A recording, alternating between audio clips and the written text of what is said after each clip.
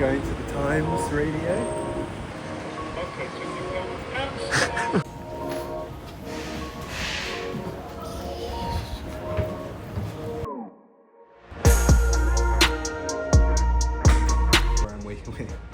You might want to redo that because you can't. So we're at Times Radio, where we're doing our first ever radio appearance for Beyond Belief Brewing Co. Really excited to talk to Patrick and do a bit of a taste test.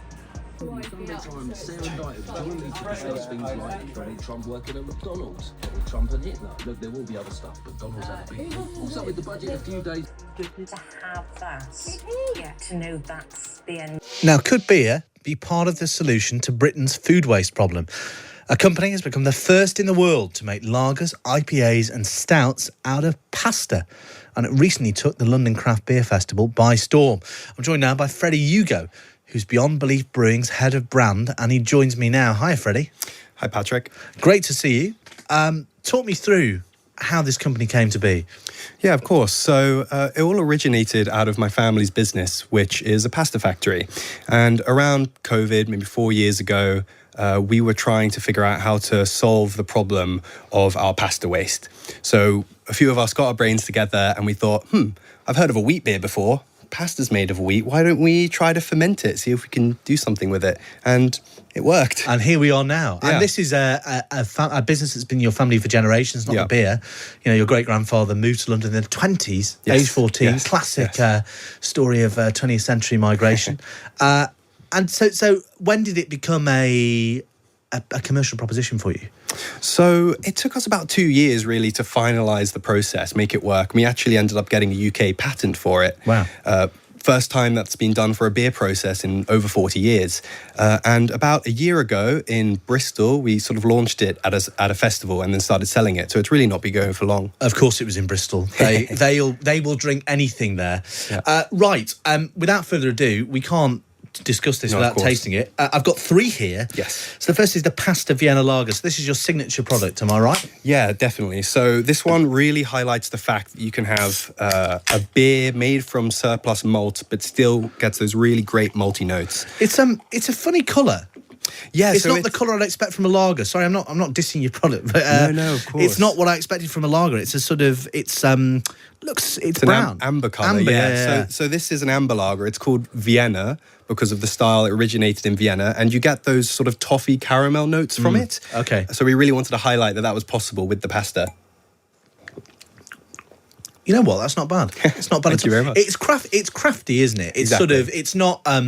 You're not picking this up if your usual tipple is Stella, or maybe you are and you're trying to broaden your palate. I'm not averse to a Stella from time to time, but yeah, I like it. It's as you say, it's malty notes is much more sophisticated than I usually use to describe. Tastes a bit like toffee. That's what I'd say. It does. Yeah, exactly. It's definitely one of the ones for the craft beer drinkers. Yeah, I think I will actually have some of that after the show. What's up next? So this is the pasta IPA. Pasta IPA. So exactly. do you use the same sort of pasta for all of it? How do you sort of vary the flavours and the style? Now that actually looks much more like a lager. Yeah, so this is an IPA. You guys are really confounding the It's genre. a lot more clear. It's definitely the one that's more popular for your sort of average beer drinker. It's a lot more tropical, a lot more fruity.